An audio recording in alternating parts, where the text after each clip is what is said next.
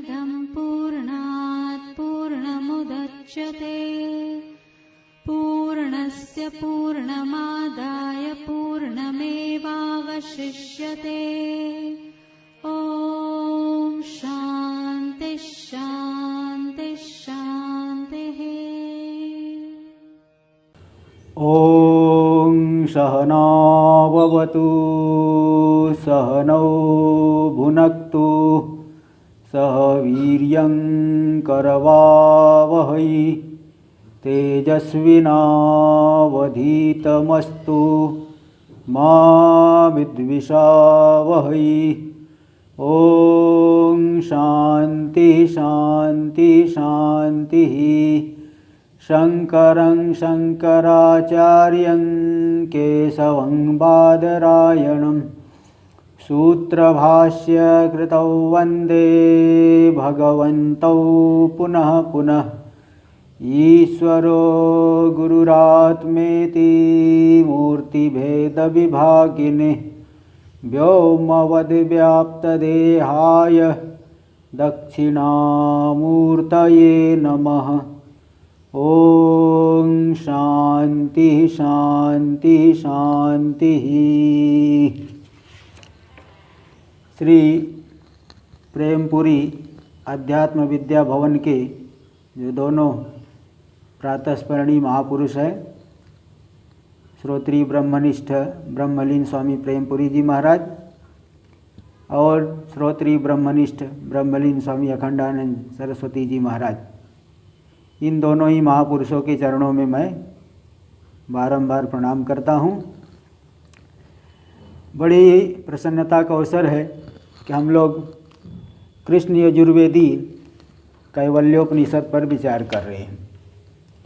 यहाँ पे आश्वलायन ऋषि परमेष्ठी ब्रह्मा जी के पास जा कर के ब्रह्म विद्या की उन्होंने जिज्ञासा प्रकट की,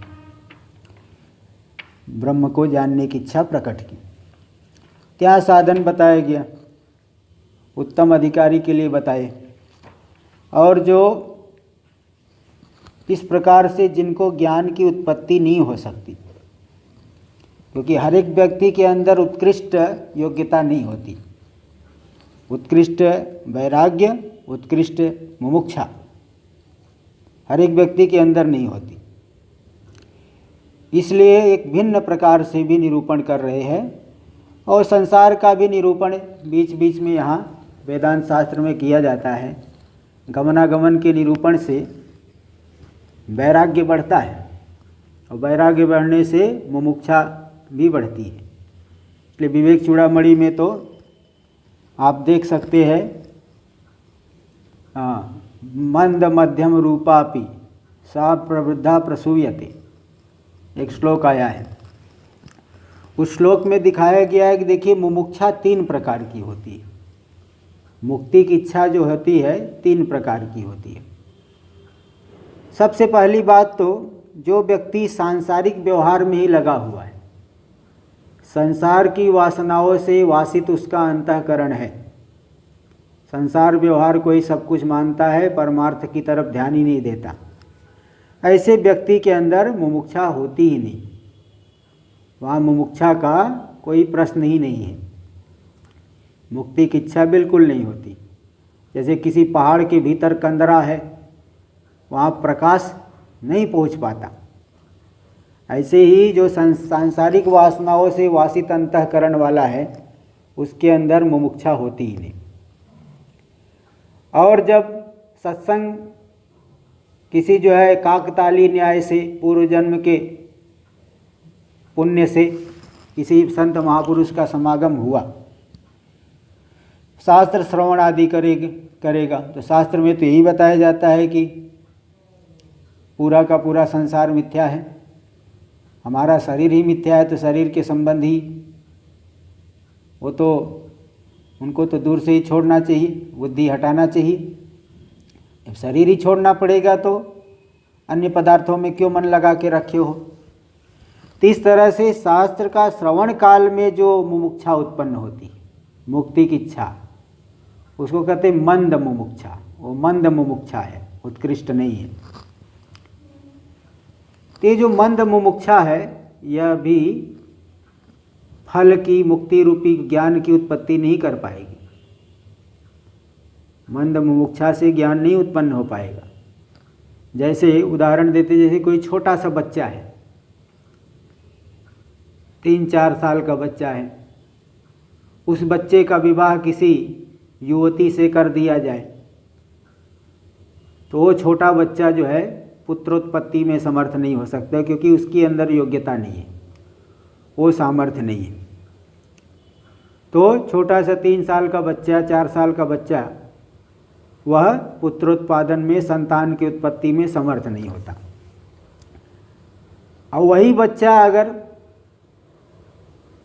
7-8 साल का हो गया, 9 साल का कुमार हो गया, 9-10 साल का हो गया, कुमार होने पर भी वह संतान उत्पत्ति में समर्थ नहीं होता। ऐसे ही जो मंद मुमुक्षा है, बारंबार जब श्रवण करते करते करते करते और थोड़ा बढ़ गई, थोड़ी जो है मुमुक्षा उत्कृष्ट हो गई, उत्कृष्ट तो हो गई, लेकिन संसार में आस्था मिटी नहीं है।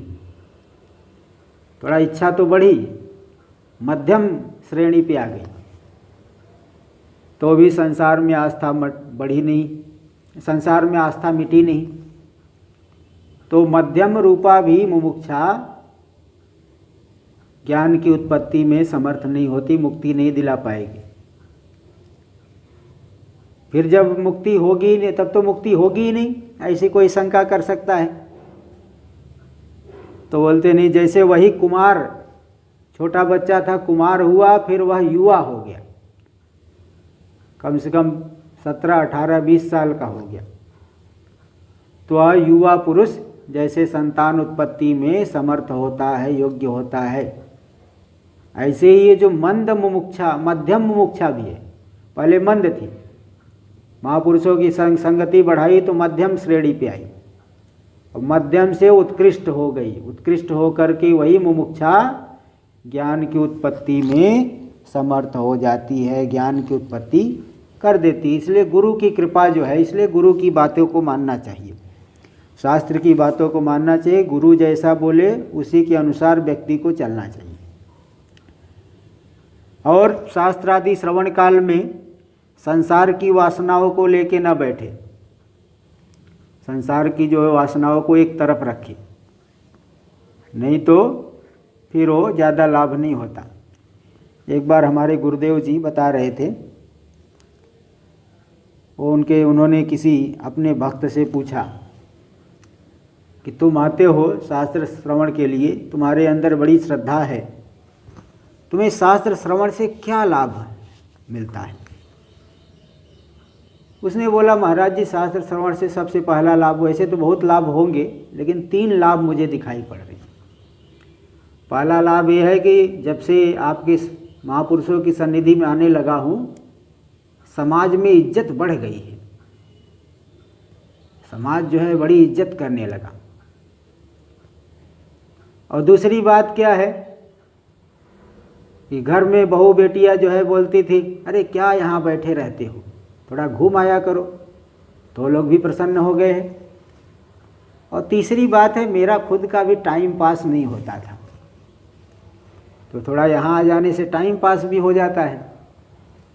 तो देखिए, अगर ऐसी दृष्टिकोण लेकर के व्यक्ति श्रवण करेगा, इस प्रकार का बाह्य फायदे के लिए, टाइम पास के लिए कोई श्रवण करे तो लाभ नहीं मिलेगा।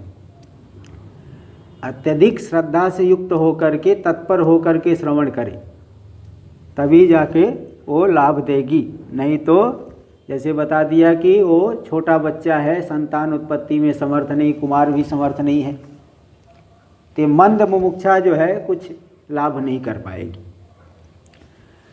ત્યાં इसीलिए वैराग्य हमारे अंदर बढ़ना चाहिए। वैराग्य बढ़ेगी तभी मुमुक्षा बढ़ेगी, मुक्ति की इच्छा होगी तभी जो है व्यक्ति तत्पर होके और लगेगा। इसलिए वैराग्य के लिए ही अवस्थाओं का वर्णन किया जाता है। ये 14वां मंत्र आ चुका था, स यो माया पर युमोहितात्मा शरीरमास्थाय करोति सर्वम स्त्रियन्नपानादि विचित्र भोगैः स एव जाग्रत परितृप्तमेति। वही जो असंग उदासीन आत्मा है वही माया से परिमोहित होकर के, माया की दो शक्ति, आवरण शक्ति, विक्षेप शक्ति, उससे मोहित होकर के वह सभी शरीरम आस्था है, शरीर में मैं बुद्धि करके मैं यही हूँ, ऐसी आस्था करके करोति सर्वम, सभी क्रियाओं को करता है। स्त्री, अन्न, पान आदि जो विचित्र भोगों के द्वारा सयो जागृत परितृप्ति में थी, जागृत अवस्था का अनुभव करता हुआ इंद्रियों के द्वारा विषयों की उपलब्धि करता हुआ वह परितृप्ति को प्राप्त करता है, सुख और दुख की प्राप्ति करता है। तो नाना प्रकार की कामनाओं से युक्त है ना, इसलिए नाना प्रकार की प्रवृत्ति करता है। कहीं एक जगह विचार आया है, उपनिषद में ही बृहदारण्यक में आया है कि जब श्रवणादि ही मुक्ति की प्राप्ति कराने वाले, तो व्यक्ति कर्मों में प्रवृत्ति क्यों करता है? श्रवण में प्रवृत्ति होनी चाहिए, कर्म में क्यों होती है? और इस बात को आप लोग गीता में भी देख सकते हैं। गीता में भी अर्जुन ने भगवान से पूछा, अथ केन प्रयुक्तो यं पापम चरति पुरुष अनिच्छन्नपि वार्ष्णेय बलादिव नियोजित। हाँ, हे वार्ष्णेय, हे वृष्णिवंशीय भगवान,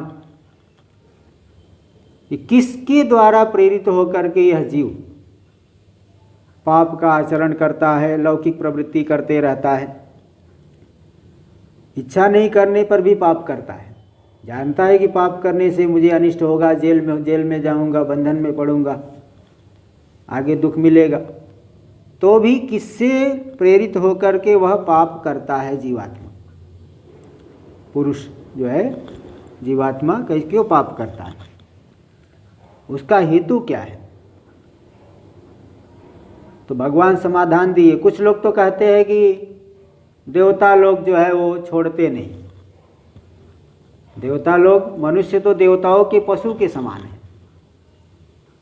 जैसे पशु है, भेड़ बकरी आदि पालने वाले, हजारों की संख्या में भेड़ बकरी रहती है उनके पास, किंतु एक भेड़ बकरी को भी वो खुला नहीं छोड़ते कि मतलब चले इधर से उधर चले जाए, हमारे पास से, हमारी सीमा से बाहर चले जाए। और ये मनुष्य तो देवताओं के 1000 पशु के बराबर है। इसलिए देवता लोग, मनुष्य कुछ कर्म करेगा, देवता लोग इच्छित फल को दे करके उसको जो है संसार में ही लगाए रहते हैं, क्योंकि ये देवता चाहते हैं कि मनुष्य मेरे सिर पे न बैठे, ज्ञानी न बन जाए। इसलिए देवता लोग छोड़ते नहीं, इसलिए मनुष्य कर्म ही करते रहता है, श्रवण नहीं करता। ऐसा कुछ लोग उत्तर देते हैं, लेकिन ये उत्तर वास्तविक नहीं है, ये वास्तविक ठीक उत्तर नहीं है, क्योंकि सभी के लिए नियम नहीं बता सकते। क्योंकि कई लोग ऐसे हैं कि कर्मी है ही नहीं, जैसे ब्रह्मचारी है, कर्म नहीं कर रहा है, तो उनको वे भी जो है श्रवण में क्यों नहीं लगते हैं? सभी तो नहीं लग जाते। तो इसलिए मुख्य उत्तर भगवान ने दिया है कि काम ऐसा, क्रोध ऐसा, रजोगुण समुद्भव, महाशनो महापापमा विद्धेनम इह वैरिणम। परमार्थ में यही शत्रु है, काम, क्रोध। काम ऐसा, क्रोध ऐसा, रजोगुण समुद्भव, जो रजोगुण से उत्पन्न होता है और स्वयं रजोगुण को बढ़ाने वाला है। तो काम और क्रोध, इससे प्रेरित होकर के व्यक्ति सांसारिक प्रवृत्ति करते रहता है। श्रवणादि में प्रवृत्ति नहीं हो पाती। कामना है तो श्रवणादि क्यों करेगा? श्रवणादि तो कामना को पूरी तरह से मिटाने के लिए होता है।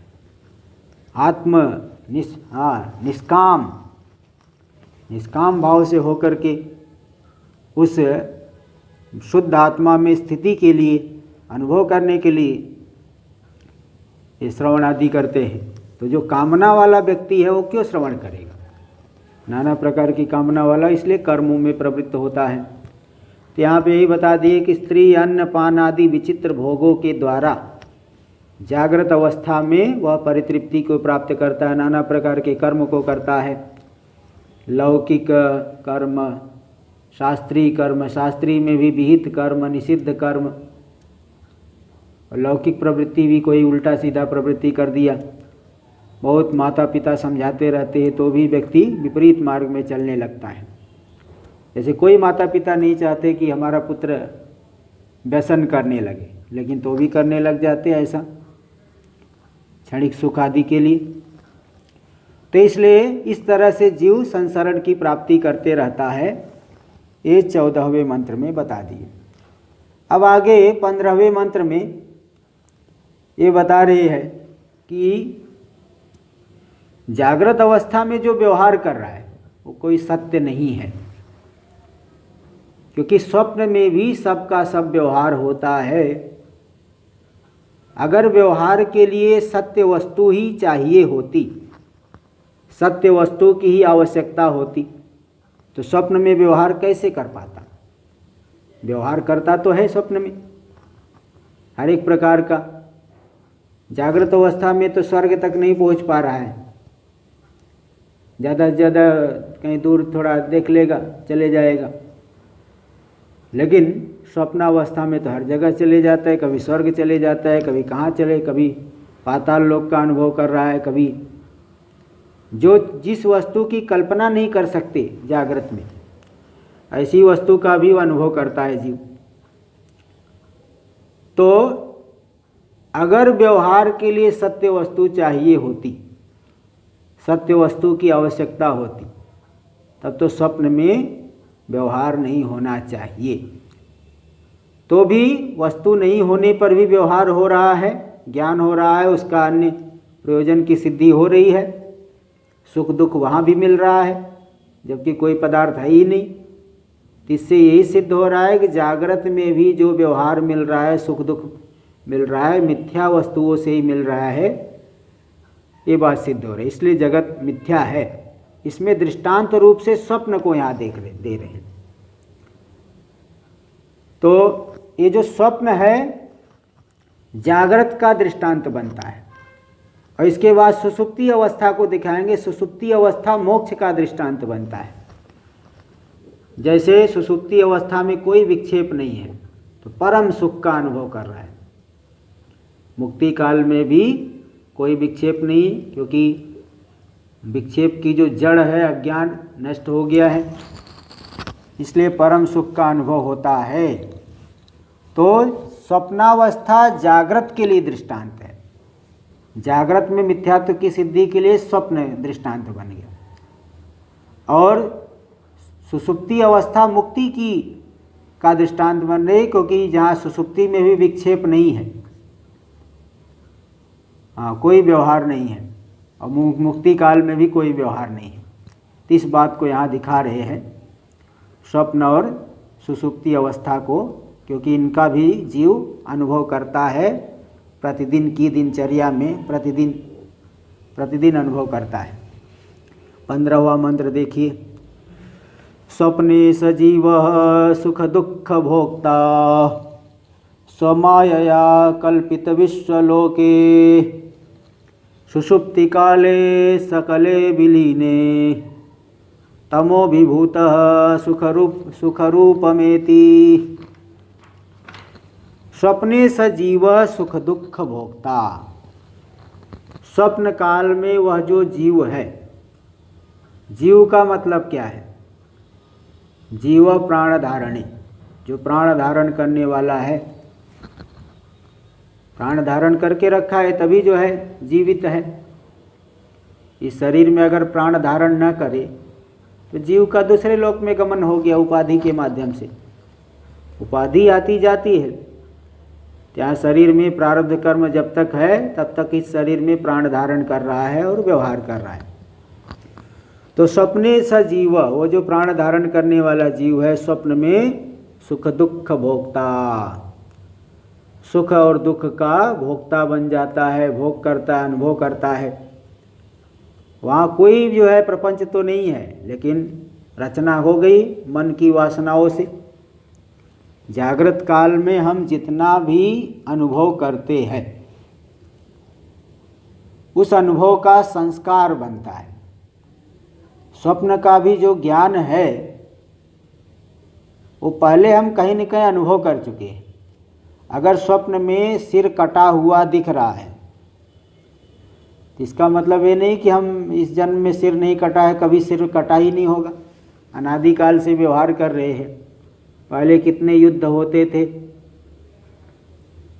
युद्ध में जो है कितने लोग मरते रहते थे, बारंबार युद्ध होते रहते थे। न जानी कितनी बार हम लोगों का सिर कटा है, न जानी कितनी बार युद्ध में सामने वाले का सिर काट लिया है। ते तो भाई अनादिकाल की प्रवृत्ति है, इसलिए हर प्रकार का अनुभव जीव पहले कर चुका है। इसलिए जितना अनुभव किया है सबकी वासनाएं अंतःकरण में है। अंतःकरण में न जानी कैसी कैसी वासनाएं, यहाँ तक कि हर एक योनियों की वासनाएं। अभी मनुष्य जो है, मनुष्य शरीर में पाप कर्म किया, अगला जन्म ऊंट का मिल गया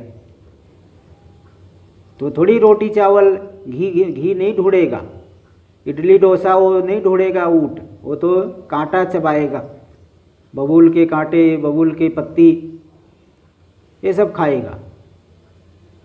क्यों? क्योंकि जो है उसका प्रारब्ध कर्म और वातावरण उसको वैसा मिलेगा। उसके पाप कर्मों की वजह से उसको ऊंट के शरीर के समान वातावरण मिलेगा। तो ऊंट के शरीर वाले संस्कार उसे जग जाएंगे। कोई ऐसा प्रारब्ध है कि हाथी बन गया तो हाथी वाले संस्कार जग जाएंगे। भले उसके पहले 10-15 जन्म पहले हाथी का शरीर मिला हो, बीच में व्यवधान मालूम पड़ रहा है, लेकिन उसकी प्रारब्ध कर्म की वजह से उसको ऐसा वातावरण मिलेगा कि उसको वही संस्कार जागृत होंगे, है ना। तो इस तरह से भाई इस श्लोक में भी देखिए, जैसे उदाहरण देता हो कि हम लोग महात्मा है, पहले घर में थे तो घर वाला व्यवहार करते थे, अब यहाँ साधु जीवन में आ गए तो पूरा इधर का व्यवहार, आश्रम वाले व्यवहार, आश्रमी व्यवहार। इस तरह से अब एक जन्म के नहीं है तो कई जन्म की साधनाएं है। कई पूर्व जन्म में भी कोई साधु रहता है तभी बाल्यावस्था से ही विरक्त हो जाता है। ऐसे एकाएक थोड़ी कि कोई भगा दिया है, ये तो बहुत कई जन्मों की साधना होती। तो हर एक मतलब हर एक प्रकार का संस्कार जीव के अंतःकरण में है। इसलिए स्वप्न में कभी जो है पानी में डूबते हुए देखता है अपने आप को, कभी आकाश में उड़ते हुए देखता है। ते नाना प्रकार की सृष्टि वहाँ पे वासनाओं के अनुसार हो जाती है।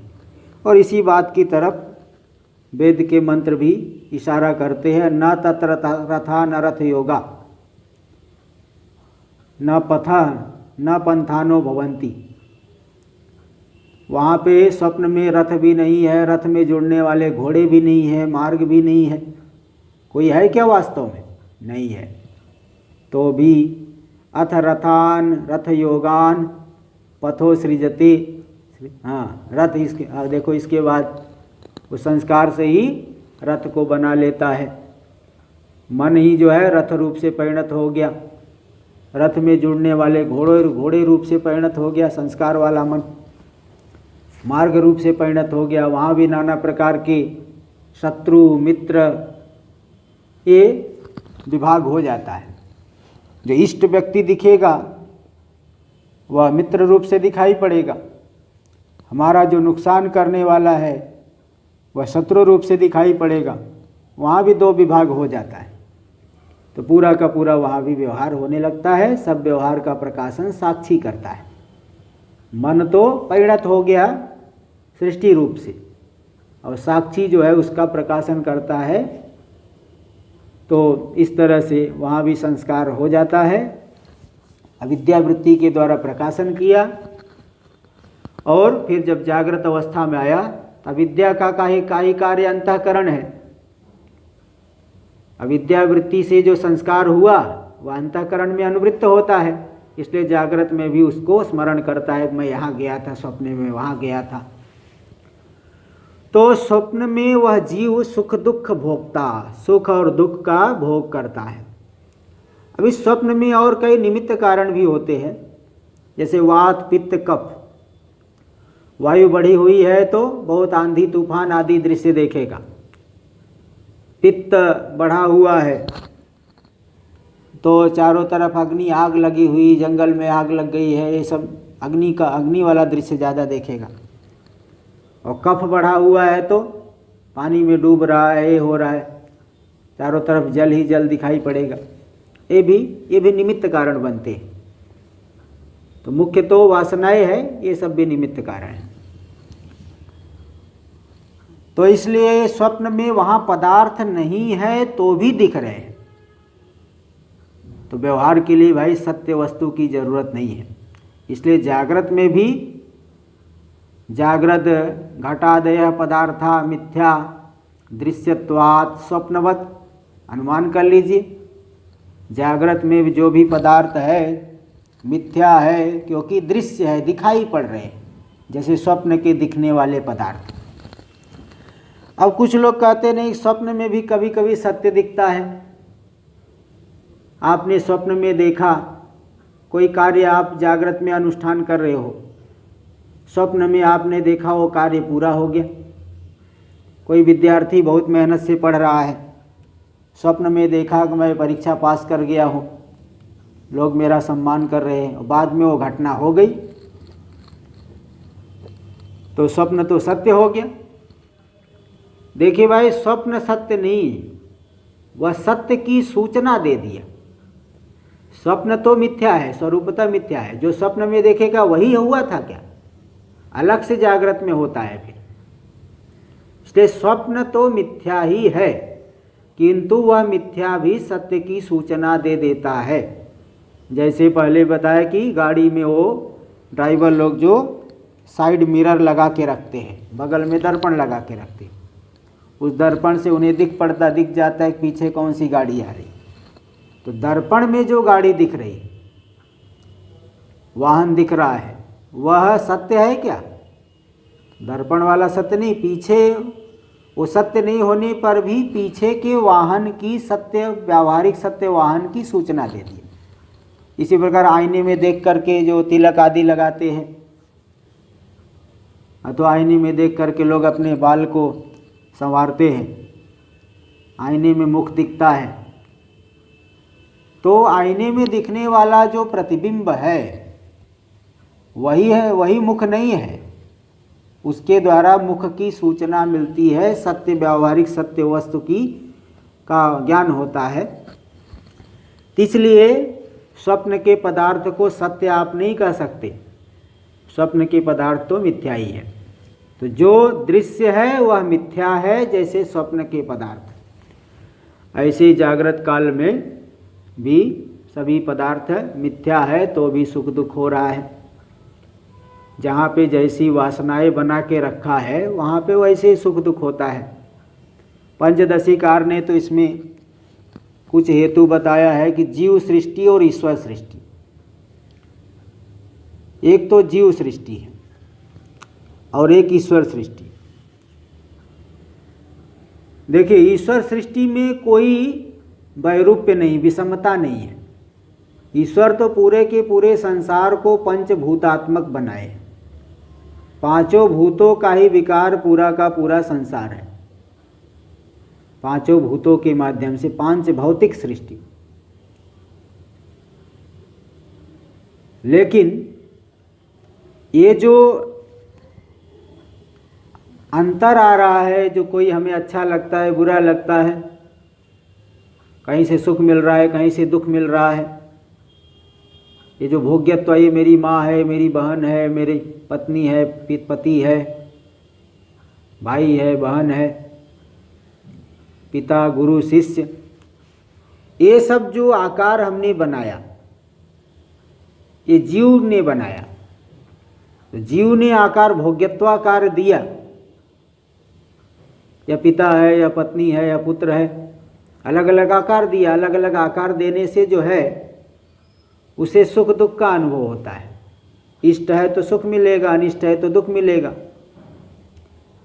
इसलिए ईश्वर की सृष्टि में कोई अंतर नहीं। ईश्वर की सृष्टि तो पंचभूतात्मक ही है, और जीव की सृष्टि इसमें अंतर है। जीव की सृष्टि में नाना आकारता है। एक ही वस्तु इसीलिए किसी को सुख देती है, किसी को दुख देती है। इसलिए इससे सिद्ध होता है कि प्रत्येक वस्तु त्रिगुणात्मक भी है।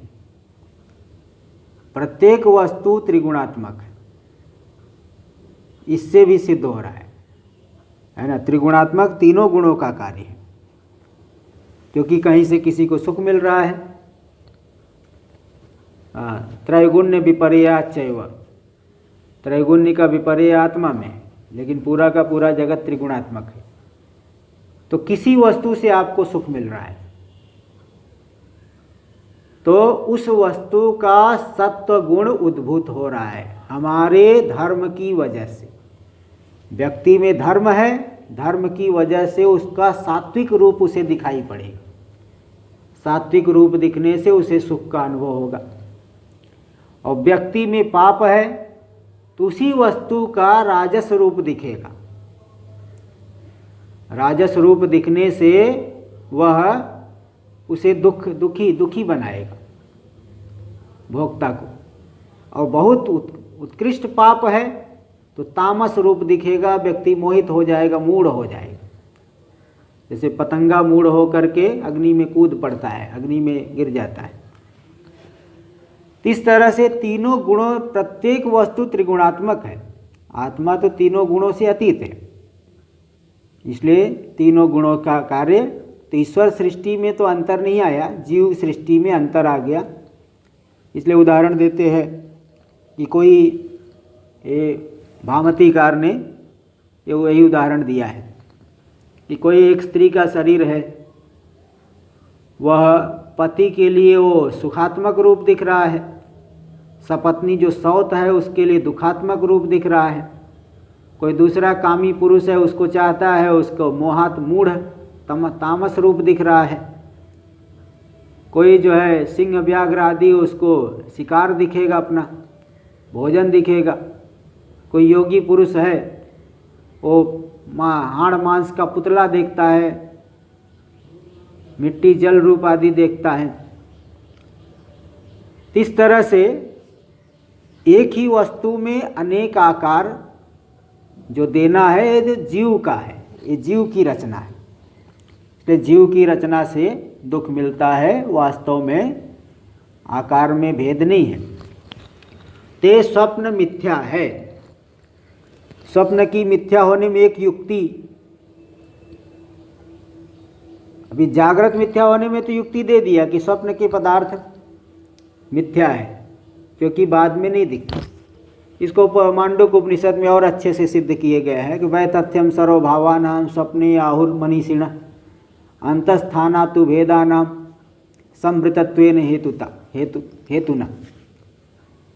स्वप्न में जितनी भी पदार्थ है वितत है, सत्यता से रहित है। क्यों? क्योंकि अंतस्थानातु भावानाम, जितने पदार्थ है शरीर के भीतर स्थित है। जैसे आप बैठे बैठे रामेश्वरम, स्वप्न में आपने रामेश्वरम का दर्शन किया। रामेश्वरम तो बहुत दूर है, जैसे हम ऋषिकेश में है, कोई मुंबई में है, कोई कहाँ है, तो रामेश्वरम तो बहुत दूर है। तो यहाँ से स्वप्न में आपने रामेश्वरम का दर्शन किया, वहाँ जाके दर्शन किया कि यहीं से दर्शन किया? अगर जाओगे तो जाने के लिए इतना काल कहाँ है? अदीर्घत्वाच्च कालस्य गत्वा देशान न पश्यति।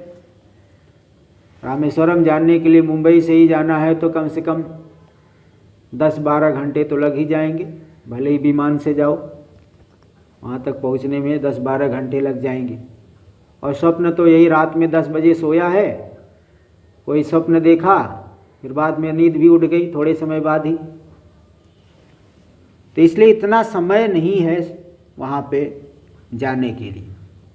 अदीर्घत्वाच्च कालस्य गत्वा देशान न पश्यति, वहाँ जाके देखा है ये तो नहीं कह सकते। और अगर मान भी ले चलो ठीक है, बहुत तीव्र वेग से गया तो उठने पर वहाँ उठना चाहिए था, यहाँ नहीं, क्योंकि वो जैसे तुरंत रामेश्वरम का दर्शन कर रहा था, तुरंत ही उठ गया। कोई व्यक्ति पहाड़ पे चढ़ रहा था, धक्का लगा और तुरंत उठ गया। उठ गया तो कमरे में अपने आप को पाया, तो काल भी दीर्घ नहीं है और जागने पर वहाँ नहीं उठता बल्कि जहाँ सोया था वहाँ उठता है।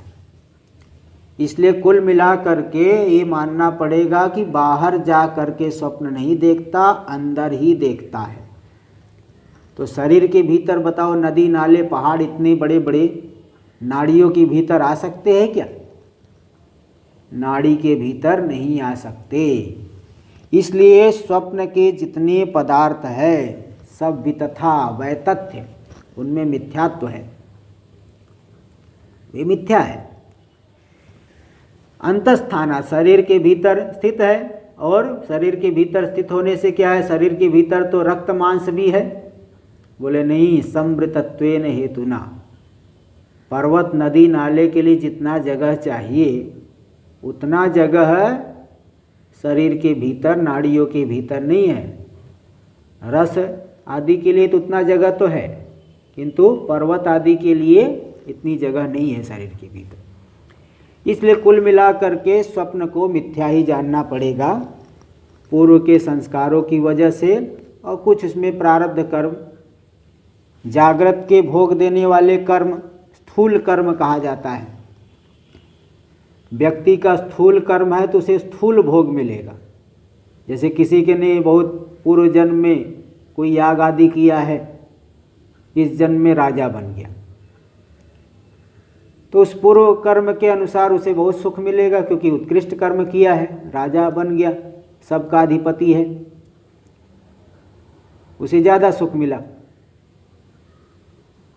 और जो व्यक्ति का ऐसा, जिस व्यक्ति का ऐसा कर्म नहीं है, राजा तो बनना चाहता लेकिन उसका कर्म नहीं, जैसे भारत का प्रधानमंत्री बहुत लोग बनना चाहते लेकिन हर एक नहीं बन पाएंगे।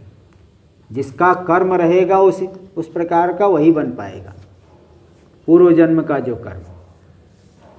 तो जो अगर स्थूल कर्म नहीं है तो सूक्ष्म कर्म तो है, थोड़ा बहुत न्यून कर्म है, प्रयत्न तो किया लेकिन पूरा नहीं किया।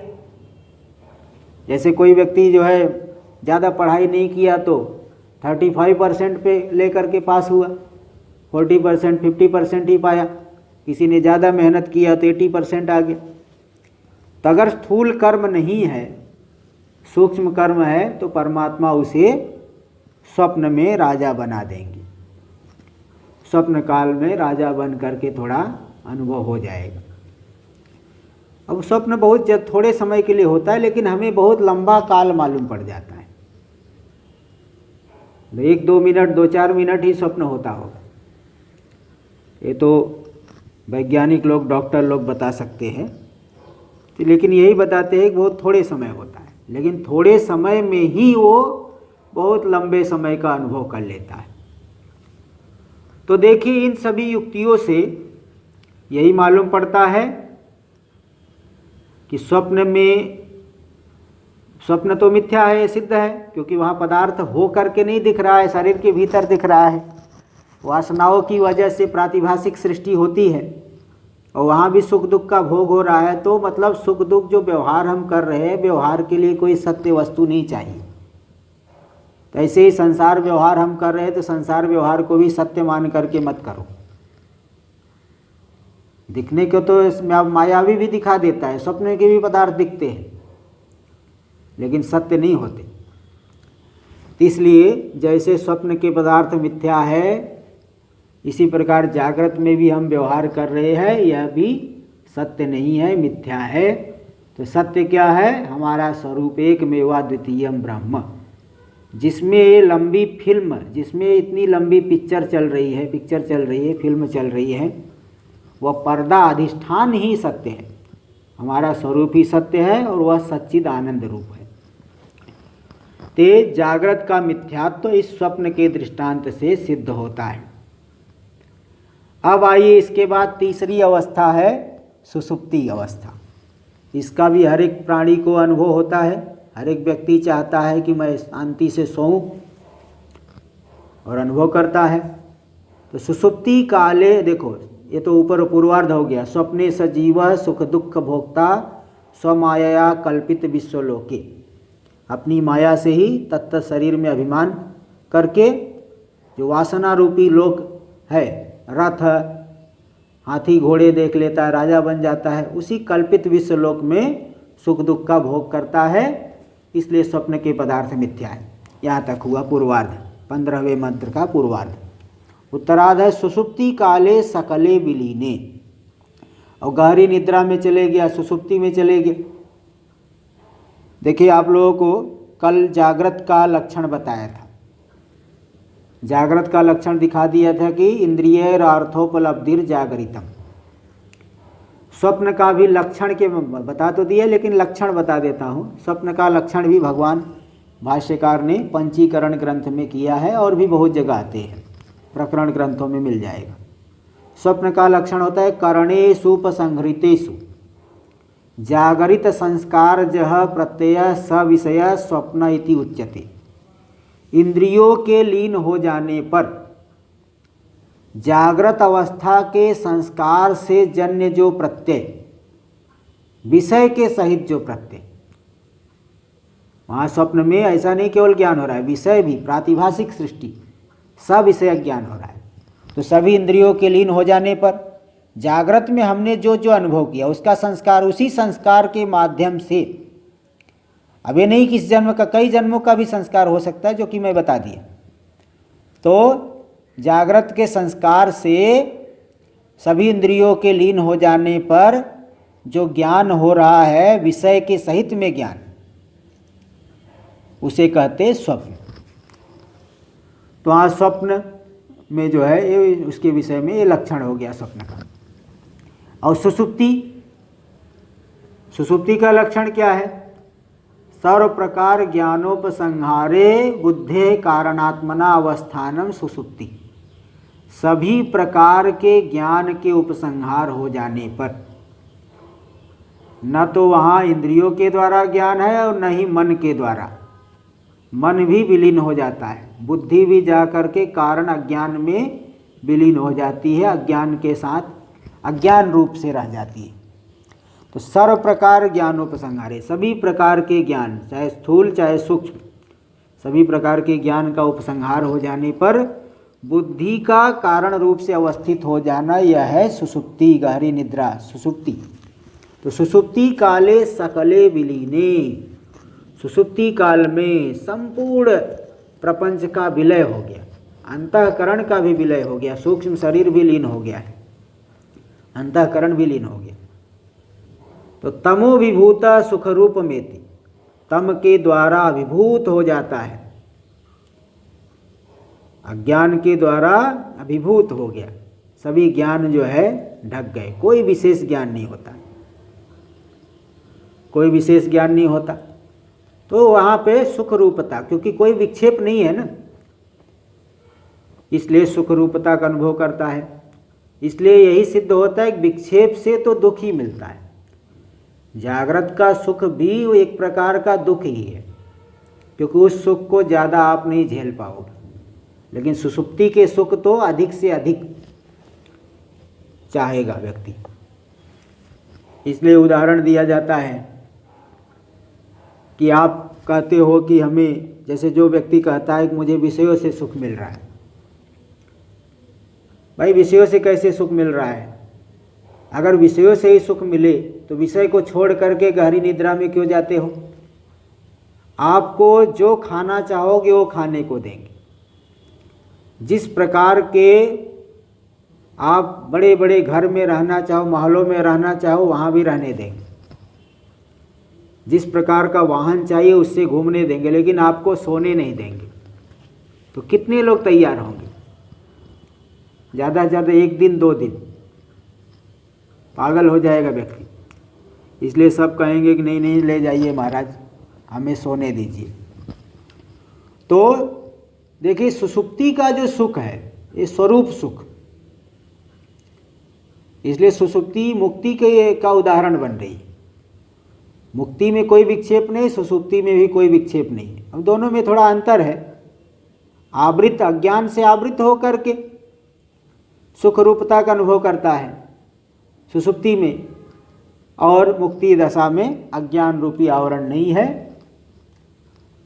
इसलिए वह परमानंद रूपता का अनुभव आत्यंतिक रूप से वो अनुभव होता है, दुख कभी भी अनुभव नहीं होता। ये तो दुख का बीज है।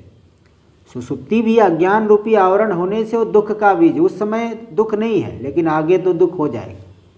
जैसे कांटे का कोई वृक्ष है, बीज दशा में है, तो बीज दशा में वह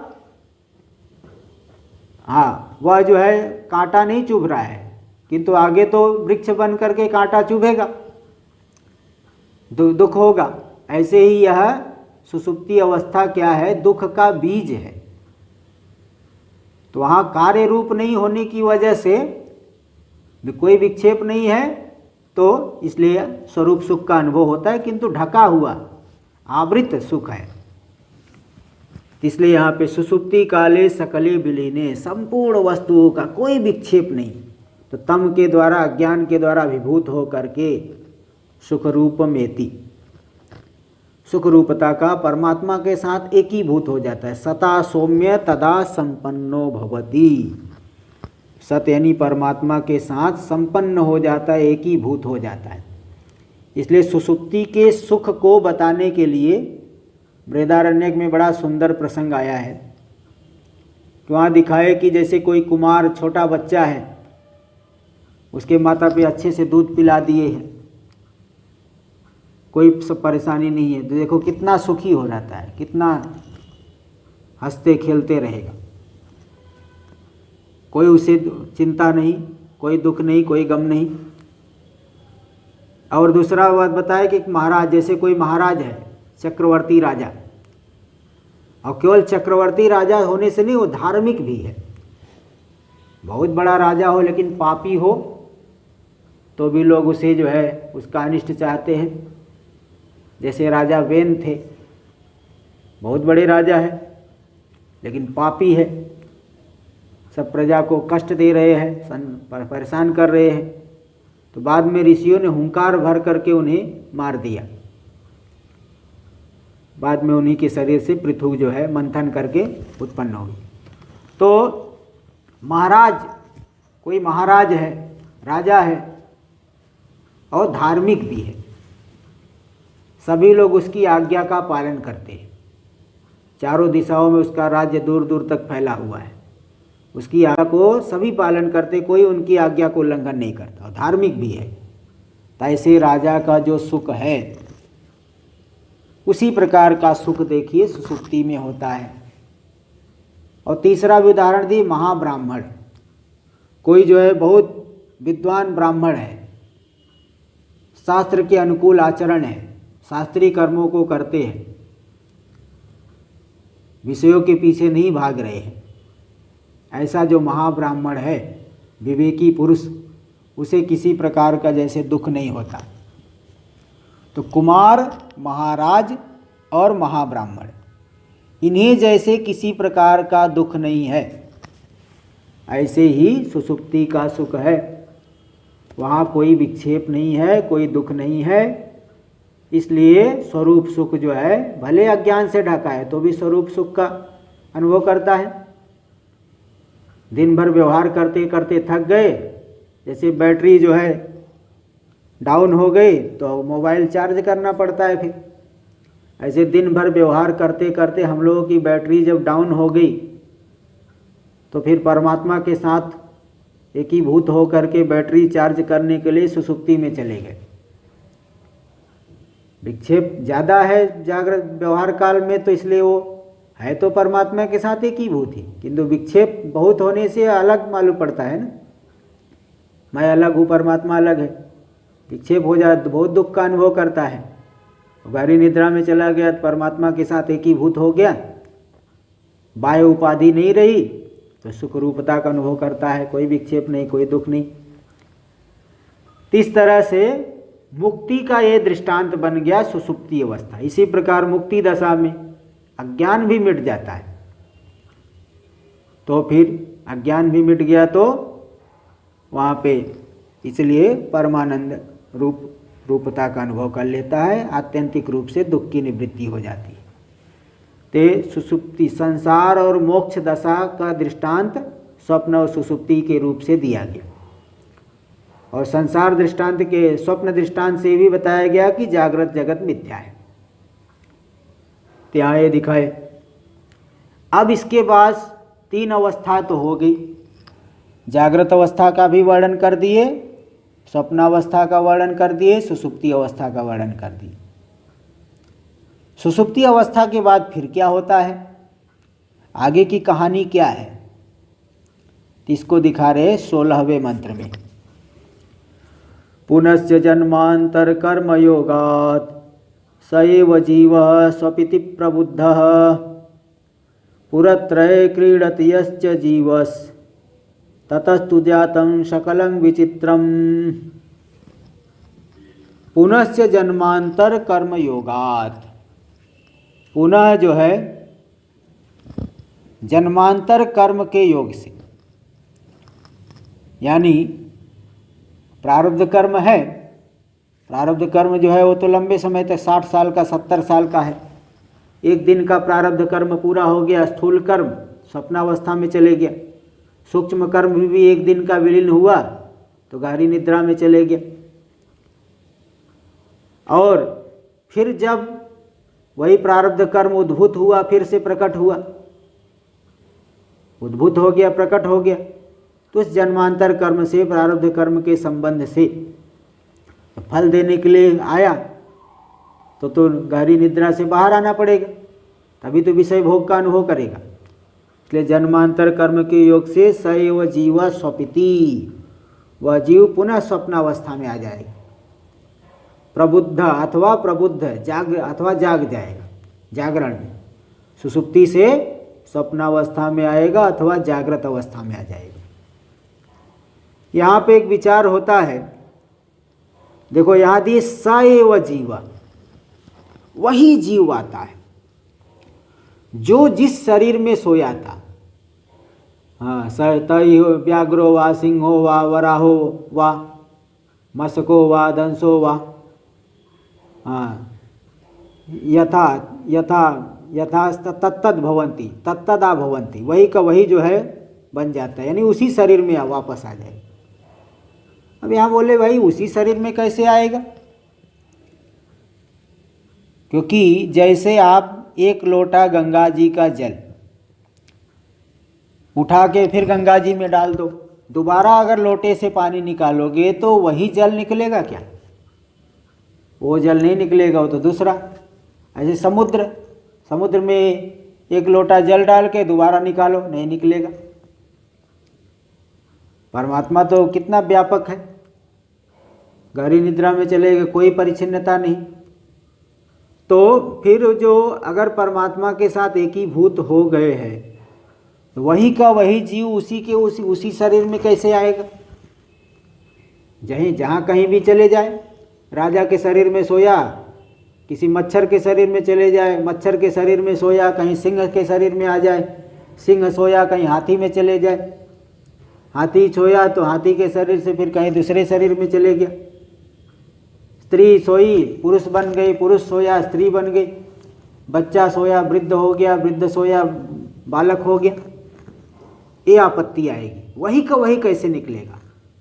परमात्मा में जब एकीभूत हुए हैं तो 1 लोटा जल समुद्र में डाल के वही का वही कैसे निकाल लोगे?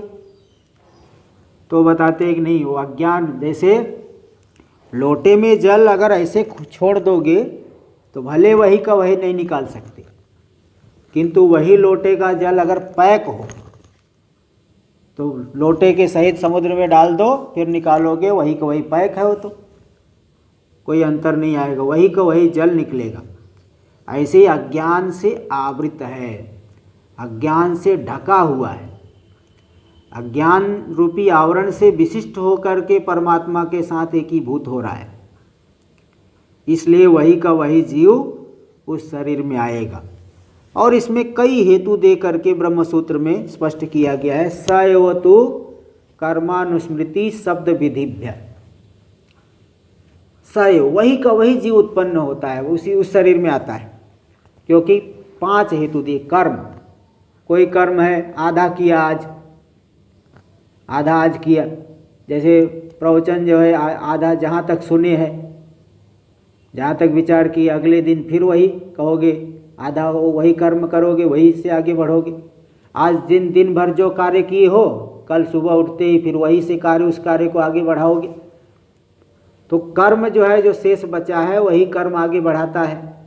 अगर नया जीव आ जाता तो उसको तो मालूम ही नहीं पड़ेगा कल क्या कर रहे थे यहाँ पे, लेकिन मालूम पड़ता है और उसी कर्म को आगे बढ़ाता है, इसलिए वही जीव आता है। दूसरा अनुस्मृति यानी प्रत्यभिज्ञा, मैं वही हूँ, यह वही है जो मैंने कल देखा था। प्रत्यभिज्ञा से भी मालूम पड़ता है कि मैं वही का वही जीव आया। तीसरा स्मृति, स्मृति स्मरण होता है, यह कल था। स्मरण से भी मालूम पड़ता है कि मैं कल था, आज हूँ, कल था मैं।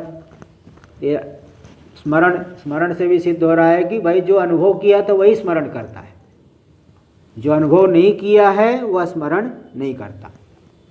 और शब्द प्रमाण, शब्द प्रमाण क्या है कि कई कर्मकांड भाग में कई याग है, अनेक दिन चलने वाले याग है।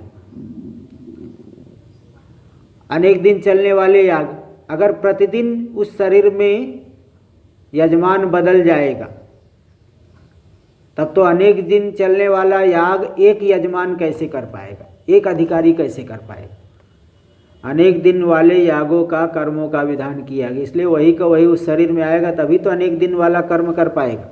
और विधि जो है, अच्छा शब्द प्रमाण से लेना कि शब्द यहाँ साक्षात कर रहा है कि जो था सिंहो वा, व्याघ्रो वा, वराहो वा, वही को वही आता है, शब्द कह रहा है। और विधि से अभी जो बताया कि अनेक दिन वाले याग, अगर वही नहीं आएगा तो अनेक दिन वाले कर्म को कैसे कर पाएगा। इसलिए इन 5 हेतुओं से सिद्ध होता है कि वही का वही जीव उस शरीर में पुनः आता है। इस तरह से पुरत्रये क्रीडत यश्च जीवः ततस्तु जातम सकलम विचित्रम। तीनों पुरों में, तीनों ही शरीरों में जो जीव क्रीड़ा कर रहा है वह वास्तव में जीव नहीं बल्कि परमात्मा रूप है। उपाधि को लेकर के, अवस्थाओं को लेकर के अलग अलग ऐसा लग रहा है, लेकिन वास्तव में भेद नहीं है, वही परमात्मा रूप है। ततस्तु जातम सकलम विचित्रम, वही जो है उसी से, परमात्मा से संपूर्ण विचित्र जगत उत्पन्न हो गया है, जो जीव तीनों ही अवस्थाओं में क्रीड़ा करता है, उसी से उत्पन्न हुआ। नाना कर्म, नाना प्रकार के कर्म, नाम रूप वाला ये जगत। अब बताओ कितना विचित्र जगत है। हिमालय में देखिए, वहाँ सेब के वृक्ष होते हैं, बर्फ जमा रहता है। दक्षिण भारत में जाओ, नारियल के वृक्ष मिलेंगे। हिमालय में ऊपर चले जाओ, बिल्व के वृक्ष नहीं मिलेंगे, ऊपर यहाँ उत्तर काशी के आगे। तो यहाँ पे अलग अलग जगह के अलग अलग वृक्ष है, अलग अलग वातावरण है, अलग अलग प्रकार के आकार प्रकार के मनुष्य भी है, अलग अलग प्रकार आकार प्रकार के हैं। ते जो तीनों अवस्थाओं में क्रीड़ा कर रहा है, जीव विहार कर रहा है। स्थूल शरीर में स्थूल व्यवहार कर रहा है, सूक्ष्म शरीर स्वप्नावस्था में सूक्ष्म व्यवहार कर रहा है, और सुषुप्ति में सुख रूपता का अनुभव कर रहा है। ते जो विहार करने वाला है वही जीव ही परमात्मा रूप है, उसी परमात्मा से ही संपूर्ण जगत उत्पन्न हुआ है। त्या 3 पूर्व की बात बताए है। एक चौथी भी अवस्था का विचार शास्त्र में आता है, मूर्छावस्था का विचार। वह मूर्छावस्था इन 3 में आएगी कि नहीं आएगी, इस बात का भी विचार ब्रह्मसूत्र आदि ग्रंथों में हुआ है। तब इसको थोड़ा आगे का विचार हम लोग कल करेंगे। ओम सहना भवतु सहनौ भुनक्तु सह वीर्यं करवावहै तेजस्विनावधीतमस्तु मा विद्विषावहै। ॐ शान्ति शान्ति शान्तिः। शङ्करं शङ्कराचार्यं केशवं बादरायणं सूत्रभाष्यकृतौ वन्दे भगवन्तौ पुनः पुनः। ईश्वरो गुरुरात्मेति मूर्तिभेदविभागिने व्योमवद्व्याप्तदेहाय दक्षिणामूर्तये नमः। ॐ शान्ति शान्ति शान्तिः। ॐ नमः पार्वतीपतये। हर हर महादेव।